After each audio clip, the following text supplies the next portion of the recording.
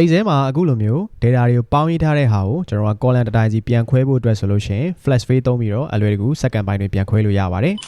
Okay အားလုံးပဲမင်္ဂလာပါတော့ ကနေပြန်လဲကြိုဆိုပါရစေ။ကျွန်တော်အခုဒီဗီဒီယိုမှာတော့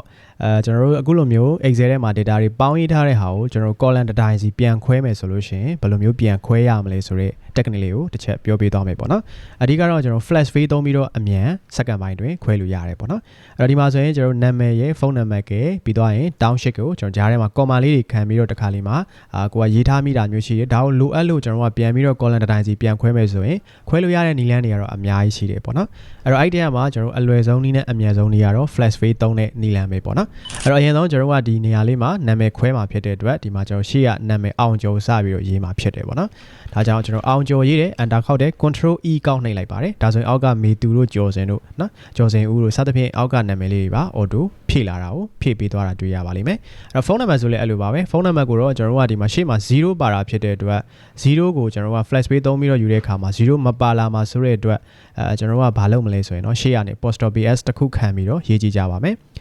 အဲ့တော့ဒီမှာအပေါ်ဆုံးကဖုန်းနံပါတ်တစ်ခုတော့မှတ်ထားဖို့လိုပါတယ်နော်3995136845ဆိုတဲ့ဟာလေးပါဒါတော့ကျွန်တော် sample လုပ်ထားတာပေါ့နော်အဲ့ရှေ့က apostrophe s တစ်ခုခံမှာ3995136845ပါဖုန်းနံပါတ်မှားလို့မရပါဘူးเนาะရှေ့က data ကိုပဲပြန်ယူရမှာဖြစ်ပါတယ်အဲ့တော့ရေးပြီးသွားရင် enter ခောက်ပါ control e နှိပ်လိုက်ပါအဲဆိုရင်ရတော့ပါပြီပြီးသွားရင်နောက်ကကျွန်တော်တို့ township ပေါ့နော် township ကရှေ့ရပါနဲ့စလဲဆိုရင်ကျွန်တော်ရန်ကုန်ကနေစပါတယ်ဒါကြောင့်ကျွန်တော်တို့ကရန်ကုန်ဆိုပြီးတော့ရေးတယ် enter ခောက်တယ် control e နဲ့ခွဲလိုက်လို့ရပါတယ်လုံးဝမြန်ပါတယ်အဲ့တော့ကိုယ်အနေနဲ့ Excel ကို basic ကနေပြီးတော့ advanced level တခုထိရောက်ချင်တယ်ပြီးတော့ accounting ဘက်ကိုသွားချင်တယ် data analyze ဘိုင်းကိုသွားချင်တယ်ဘယ်ကစမှမသိဘူး Excel ရဲ့အခြေခံမရှိဘူးဒါမှမဟုတ် Excel ကိုအခြေခံတော့လေ့လာပြီးသွားပြီး advanced ဘိုင်းကိုနားမလည်ဘူး advanced ဘိုင်းကိုဆက်ပြီးတော့လေ့လာချင်တယ် class တစ်ခုဆို class တစ်ခုတည်းနဲ့အပီလုံးဝ basic to advanced software စဖွင့်တာနေပြီးတော့ function တွေအသုံးပြုပြီးတော့ report မျိုးထုတ်တဲ့အထိ Excel ကို basic ကနေ advanced level တခုထိရောက်ချင်တဲ့သူတွေအတွက်ကျွန်တော်တို့ရှိမှာ advanced Excel online course လေးဖွင့်ပါပြီကျွန်တော်တို့အခုဖွင့်ထားတဲ့ advanced Excel online course လေးမှာဆိုလို့ရှိရင်ကျွန်တော်အခြေခံ software စဖွင့်တာနေပြီးတော့မှ data ထည့်သွင်းတဲ့အပိုင်းတွေပြီးတော့ selection လုပ်တဲ့အပိုင်းတွေအခြေခံ formula တွက်တဲ့အပိုင်းတွေကနေစတင်ပြီးတော့သင်ကြားပေးထားပါတယ်ပေါ့နော်အဲ့ပိုင်းနေပြီးသွားတဲ့အခါမှာကျွန်တော်တို့ font group တွေ alignment group တွေ number group တွေနဲ့ပတ်သက်တဲ့ setting တွေကိုပြောပြတယ်ပြီးတဲ့အခါမှာတော့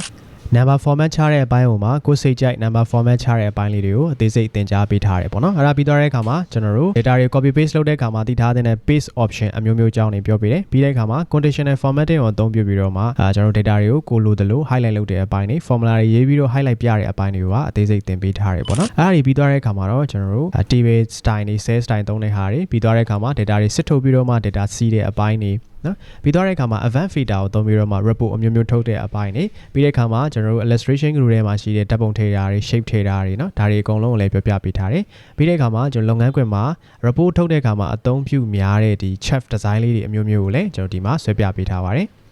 အဲ့ဒါပြီးသွားတဲ့အခါမှာကျွန်တော်တို့ဒီ header footer တက်တဲ့ဟာတွေ link ချိတ်တဲ့ဟာတွေစာရွက် size ချိန်တာတွေ page ဒီ page set တဲ့ချိန်တဲ့ဟာလေးတွေပေါ့နော်အဲ့ဒါပြီးသွားတဲ့အခါမှာ name manager အသုံးပြုပြီးတော့မှ data တွေကိုကျွန်တော်နာမည်ပေးပြီးတော့အသုံးပြုတဲ့အပိုင်းတွေပေါ့နော်ပြီးရင် data validation ပိုင်းတွေ consolidate to group and group အပိုင်းတွေအပြင်ဟိုမှာ Excel ရဲ့အသုံးများပြီးတော့တည်ထားတဲ့နဲ့ကျွန်တော် tab function အုပ်စုပြီးသွားရင် manage static function အုပ်စုdatabase function အုပ်စု financial function အုပ်စုနဲ့ပြီးသွားတဲ့အခါမှာကြားထဲမှာ Gaussian scenario manager အသုံးပြုတဲ့အပိုင်းတွေပြီးတဲ့အခါမှာ logical function အုပ်စုအပိုင်းတွေကိုလည်းထပ်ပြီးတော့သင်ကြားပေးထားတယ်အဲ့ဒါပြီးသွားတဲ့အခါမှာနာရီရဆွဲနဲ့ပတ်သက်တဲ့ function အုပ်စုတွေ lookup function တွေ iPad တွေကိုလည်းဆက်ပြီးတော့သင်ကြားပေးထားပါတယ်ပြီးတဲ့အခါမှာတော့ကျွန်တော် array function အပြင်မှာကျွန်တော်တို့ Excel မှာထပ်ပြီးတော့အသစ်ပါလာတဲ့ function အသစ်ကလေးတွေကိုလည်းဆက်ပြီးတော့သင်ကြားပေးထားပါတယ